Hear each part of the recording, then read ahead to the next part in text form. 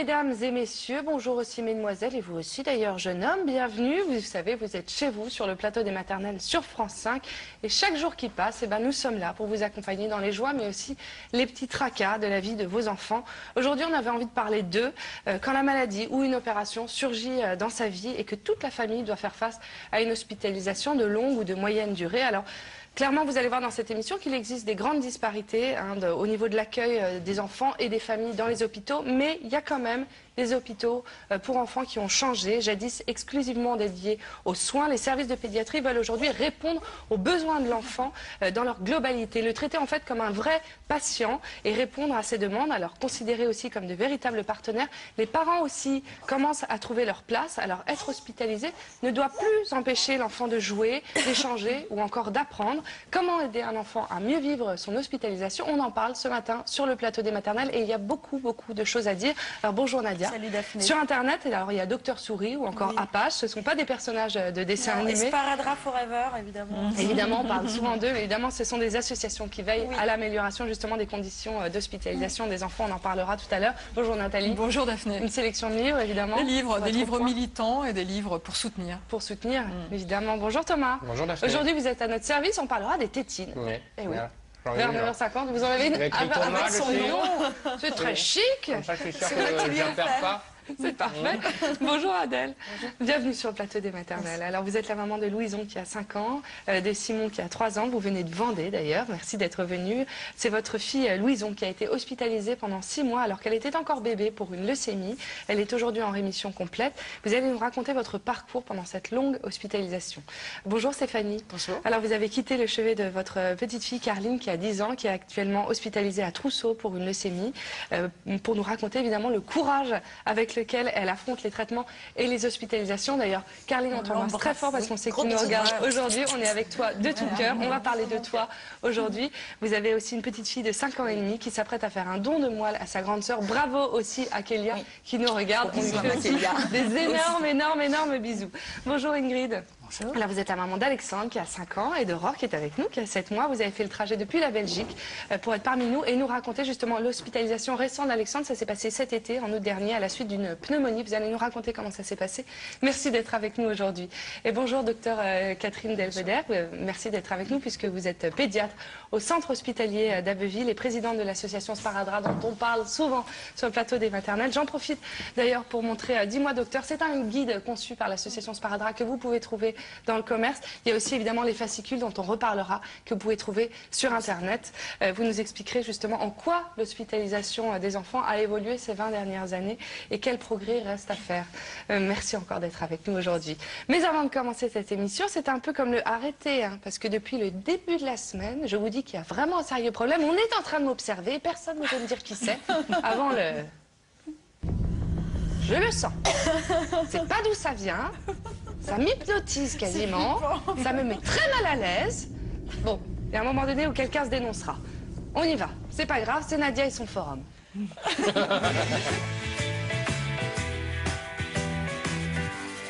Sur le forum. On va la faire comme ça.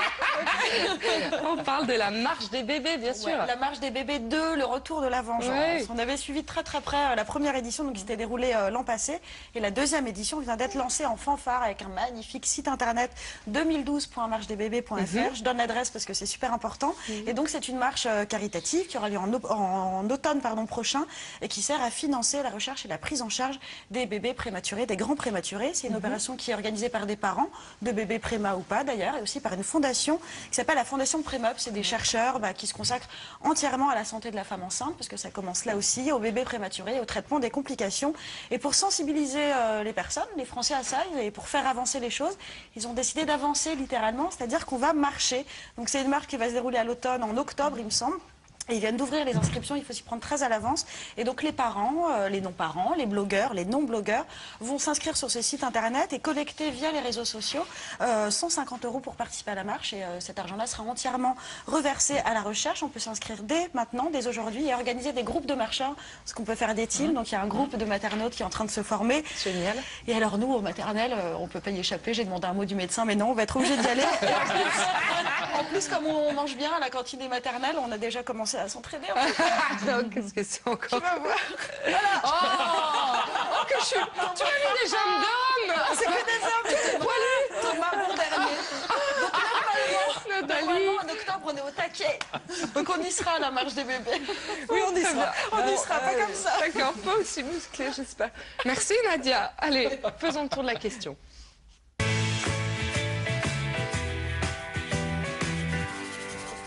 Alors l'hôpital a changé, les enfants n'y passent plus que quelques jours et de nombreux progrès ont été réalisés pour que cette expérience ne soit plus traumatisante comme elle l'était avant. Alors présence des parents, prise en charge de la douleur, ouverture au monde extérieur, respect de leur intimité et de leur qualité évidemment d'enfants. Où en sommes-nous aujourd'hui et comment est-ce qu'on pourrait améliorer évidemment encore cet accueil, puisque je vous l'ai dit dès le début de l'émission, il y a encore des grandes disparités. C'est ce qu'on va voir ce matin sur le plateau des maternelles. On va commencer avec le vrai ou faux avec vous, docteur. Les parents ont le droit de rester la nuit à l'hôpital auprès de leurs enfants. Vrai ou faux? Alors, vrai et faux. Dès le départ, on peut y aller. Hein. Vrai et faux. Puisque l'enquête que nous avons fait en Asparadra en 2004 montrait que moins d'un service sur deux avait des chambres parents-enfants. C'est ça. Et donc, on est très très loin des textes, des circulaires de 83-98, la charte de l'enfant, la charte européenne de l'enfant hospitalisé. On en est encore très Et loin. on trouve souvent encore des parents qui se retrouvent à dormir par terre dans la chambre tout à fait. de leurs enfants. Un fauteuil ou une chaise. Oui. Vrai ou faux, la douleur de l'enfant est prise en charge de façon inégale d'un hôpital à l'autre? Oui, même s'il y a eu des gros progrès, puisqu'on y reviendra sur les moyens que nous avons aujourd'hui, mais il y a encore des grandes disparités, même au sein d'un même hôpital, d'un service à l'autre. C'est ça, même dans les grandes villes, oui. Peu importe. Vrai ou faux, continuer de vivre leur vie d'enfant, ça permet tout simplement aux jeunes patients de guérir plus vite.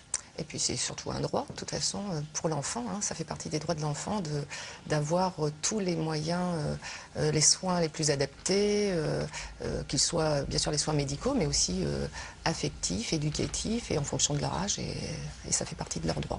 On va voir à quoi ça ressemble justement pendant cette discussion. Adèle, Louison a 5 ans, Daphné nous le disait tout à l'heure, et Simon 3 ans. On va parler de Louison qui a été hospitalisée à l'âge de 6 mois pour une leucémie. Elle a d'abord été installée en zone protégée, donc dans des conditions qui sont difficiles. Et pourtant, quand on a préparé l'émission avec Cécile Darcos, vous me disiez que vous aviez particulièrement apprécié la délicatesse dont les infirmières ont fait preuve avec elle. Comment elles ont respecté ces besoins de bébé? Qu'est-ce qui vous a frappé particulièrement? La première chose, c'est que Louison était la plus petite du service. Donc, dès le départ, elles ont été obligées de traiter un enfant qui était vraiment petit et qui n'était pas comme les autres, disons. Une leucémie avant 1 an, c'est assez rare. Donc, ça a été le premier constat et elles ont apporté un soin particulier de ce fait-là, surtout en zone protégée, parce que avoir un bébé en zone protégée, donc en zone stérile, il y avait 6 chambres en fait. C'est un peu un service dans le service en fait. C'est un service qui est vraiment à part des autres.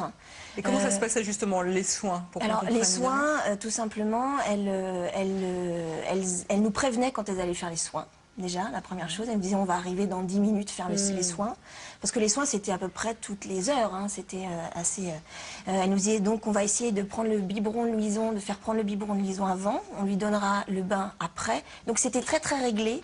Très réglé pour, évidemment, coller au plus près des demandes de Louison. Parce que le rythme d'un bébé n'est pas le rythme d'un enfant à 4-5 ans, en fait. Et vous étiez là? Toujours. À chaque soin, donc j'imagine en tenue pour être... Alors nous, en fait, on passait un sas, un premier sas, on avait un pyjama de bloc à mettre, des surchaussures, une charlotte, le masque. Donc on n'a pas pu pendant 35 jours faire des bisous à Louison. Donc on faisait ce qu'on appelait des baisers de front. On se mettait son front sur le front de Louison avec mon mari. Et on a été là tout le temps. Alors la particularité de la zone protégée, c'est que Louison ne pouvait avoir que 2 visites, 2 personnes avec elle par jour. C'est-à-dire que si par exemple mon père voulait venir voir Louison, je ne pouvais pas y aller, ou alors c'est mon mari qui donnait sa place. Donc il y avait tout ça à gérer aussi. Et donc on a été là pendant tous les soins, que ce soit le cathé, le nettoyage du cathéter, la chimiothérapie bien sûr. Donc on peut dire que c'était du cousu humain, du personnalisé? Forcément, parce que forcément parce que la première chose que les médecins nous ont dit, surtout en zone protégée, ils nous ont dit, dites-nous tout de suite si elle a mal. c'était la douleur qui était la première chose à gérer pour eux. Donc on était là pour leur dire là, elle souffre. Et en plus, c'était un bébé plutôt dur au mal. Donc quand elle souffrait, c'était vraiment qu'il y avait quelque chose qui n'allait pas, quoi. Vous nous avez parlé des infirmières. Est-ce qu'elles pouvaient s'occuper de Louison autant qu'elles le souhaitaient? Non, en fait, elle s'occupait de Louison vraiment sur les soins en tant que tels. Au bout de 6 mois d'hospitalisation, on a commencé à un peu parler avec elle. Hein. Il y a des liens qui se créent. Voilà, on avait vraiment été très proches. Et c'est un peu leur souci, c'est-à-dire qu'elles ne peuvent faire que le soin matériel, pratique. Après, prendre un petit livre avec le bébé ou jouer avec un doudou, etc. Elles n'ont pas le temps de le faire. Et tout l'aspect psychologique est un peu mis en retrait, même si elles ont été absolument extraordinaires. Hein, mais elles étaient frustrées. Mais elles étaient frustrées, ouais. Et nous, on était frustrés pour elles, bien sûr, en tant que parents. L'efficacité du geste technique, et c'est tout. Stéphanie, vous êtes la maman de Carline qui a 11 ans, de Kélia qui a 5 ans et demi. Donc Carline est hospitalisée actuellement pour une leucémie à l'hôpital Trousseau. Comment va-t-elle? Elle va bien. Carline est une petite fille qui a le moral, qui y croit. Elle est à sa 2e rechute de leucémie, donc ça fait 15 mois qu'elle est en soins. Et elle tenait à ce que vous soyez là. Et elle tenait énormément à ce que je sois là, parce que pour elle, c'est comme un rêve. C'est ce qu'elle m'a dit. Et elle tenait effectivement à montrer ce qu'elle vit depuis 15 mois, parce que c'est pas facile. Et je peux vous dire qu'elle donne une vraie leçon de vie. Et c'est pas facile ni pour elle, ni pour vous. Comment est-ce qu'elle vit justement l'hospitalisation et les soins? Alors l'hospitalisation, elle essaie de le vivre au mieux, dans le sens où moi j'essaie de lui apporter un maximum de choses dans sa chambre. Actuellement, elle n'a pas le droit de sortir de sa chambre, puisqu'elle est en aplasie profonde. Donc moi je lui apporte tout dans sa chambre. C'est-à-dire que je lui ai acheté une plastifieuse dernièrement, parce qu'elle fait des sets de table. Voilà, donc elle fait des dessins sur des grandes feuilles, et elle fait des sets de table. Actuellement, elle fait aussi des blagues. Elle écrit des blagues et je lui mets sur sa porte pour les médecins, les infirmières. Et la blague du jour. Voilà, c'est un peu ça. Donc Carline, elle essaie de trouver plein d'idées, d'imagination. Et en termes de soins, là, elle a été réhospitalisée. Bon, évidemment, elle a des ponctions. Comment elle subit ça? Elle arrive encore à avoir cet humour? Je crois qu'elle a dû se faire raser la tête à nouveau. Alors elle s'est fait, voilà, au mois de janvier, bon, 2e rechute, elle avait les cheveux qui avaient repoussé. Hein, et elle s'est fait, elle a décidé de se faire raser la tête parce que les cheveux, il y en avait partout. Parce qu'elle n'avait pas envie. Voilà, elle avait plus envie de voir ses cheveux tomber. Et donc l'infirmière, parce que moi, j'étais pas capable. Hein, donc l'infirmière qui est venue pour lui raser la tête, elle est arrivée avec un drap jetable pour mettre par terre, pour éviter d'en avoir partout. Et elle est arrivée en mettant son drap autour de la tête et en faisant la mariée, et hop, elle était en train de lancer son drap. T'as vu, je suis une belle mariée. Enfin, donc c'est vrai que c'est parti sur un jeu. Elles essaient de faire partir ça sur un jeu. À un moment qui peut être douloureux, finir en jeu et en rigolade, quoi. C'est vrai que ça, Carline apprécie énormément et ça lui permet de sortir du quotidien où voilà, on vient te faire ça. Oh, non. Voilà, donc sortir du quotidien avec du jeu. Voilà. Alors, on entend le témoignage de Stéphanie, justement, en quoi la prise en charge des enfants, est-ce qu'elle a évolué ces dernières années? La prise en charge a beaucoup évolué, notamment lors des soins, hein, puisque, par exemple, quand je suis arrivée, moi, il y a 18 ans, dans l'établissement où je suis, de toute façon, tous les établissements de France n'avaient rien pour endormir la peau. Quand on faisait un bilan, une prise de sang, à l'époque, il n'y avait pas du tout ni la crème anesthésiante, ni ce gaz qu'on dit hilarant, qui retire l'anxiété et la douleur. Tout ça n'existait pas. Donc, moi, j'ai connu aussi la cancéro avant d'arriver à Abbeville, et on faisait des ponctions de moelle, mais comme ça. Et j'ai failli arrêter mon métier. Je me disais que c'était pas possible de continuer dans ces conditions-là. Donc on a énormément évolué sur la prise en charge de la douleur. On a évolué aussi, même les médicaments ont beaucoup évolué. Les techniques aussi ont beaucoup évolué. Par exemple, en néonat, on parlait des tout petits. On piquait sans arrêt les enfants pour surveiller, par exemple, la bilirubine quand ils avaient une jaunisse, un ictère. Voilà. Pour savoir le taux d'oxygène. Maintenant, c'est un appareil qui tient le doigt de l'enfant. L'enfant dort et on surveille son taux d'oxygène. Et on essaie de grouper les soins. On groupe les soins, on respecte leur rythme, on respecte... Alors il y a tout l'environnement aussi, respecter leur rythme, leur sommeil, la lumière pour les tout petits qui ont besoin de dormir. Enfin, les jeunes, vous pariez, un bébé a besoin de dormir souvent. Tout ça, on en tient vraiment compte. Et puis même, ce qui a beaucoup évolué aussi en 20 ans, c'est aussi l'environnement, notamment, enfin on y reviendra dans l'émission, mais ne serait-ce que penser aux jeux pour l'enfant, hein, toutes les activités ludiques, on va y revenir, toutes les activités ludiques, la présence d'animateurs, d'éducateurs, d'instituteurs. On va revenir sur ce côté-là, mais d'où elle vient cette prise de conscience? Cette prise de conscience, il faut savoir qu'il y a quand même des textes et des études qui ont montré il y a plus de 20 ans le retentissement d'une hospitalisation pour un enfant, quel que soit son âge, quelle que soit la durée de l'hospitalisation, et peut-être plus encore, parce que là vous parlez d'hospitalisation longue, mais plus encore dans des hospitalisations courtes. Les études ont montré il y a plus de 20 ans que les enfants pouvaient avoir des séquelles même à long terme. C'est ça, pour avoir été hospitalisés, parce qu'à l'époque on ne laissait pas les parents avec les enfants. Donc les parents amenaient l'enfant. Moi, les plus anciennes infirmières me racontent que les parents amenaient l'enfant et puis disaient au revoir et puis on les rappelait quand c'était bon, quand c'était fini.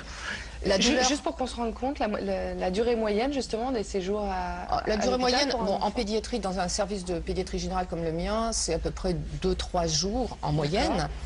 S'il y a des adolescents, ça augmente, donc on passe à 4-5 jours. En néonate, vous êtes autour de 9-10 jours. En soins lourds aussi, mais après on ne parle pas des secteurs d'hémato-cancéraux, où là effectivement les durées peuvent être extrêmement longues. Mais ce qui a beaucoup aussi, ce qui a beaucoup changé aussi, c'est non seulement sur dans les progrès qu'il y a eu, c'était aussi avec la place des parents, puisque ces parents autrefois ne restaient pas. On savait qu'il y avait des séquelles liées, parce que l'enfant se retrouvait seul, à la séparation, et puis la douleur. Moi, ça, j'y reviendrai. Bon, je suis un peu militante pour ça. Pourquoi? Parce que on sait la mémoire de la douleur des tout petits. Vous parlez de bébés, la mémoire implicite des tout petits. Et aujourd'hui, et on sait que si on ne prend pas en charge la douleur lors des soins, on risque la phobie des soins. Et nous, on le voit bien. On voit bien des enfants qu'on ne peut pas approcher et quand on leur demande, bah oui, ils ont subi une parasynthèse ou un soin. Ou alors, ils nous avaient fait confiance parce qu'ils avaient l'habitude d'avoir une crème anesthésique. Puis un jour, ils vont ailleurs et là, on va faire le geste sans forcément leur expliquer, sans forcément leur avoir mis la crème. Et là, on les a trahis, les enfants. Et là, c'est terrible. Et combien d'adultes aujourd'hui, quand vous les interrogez, pourquoi ils ne veulent pas venir à l'hôpital, pourquoi ils n'aiment pas le docteur, pourquoi ils ne veulent pas les examens? Pourquoi? C'est une phobie des soins, beaucoup. Et ils ont une mémoire de ce qui leur est arrivé. Bien sûr, bien sûr. Voilà.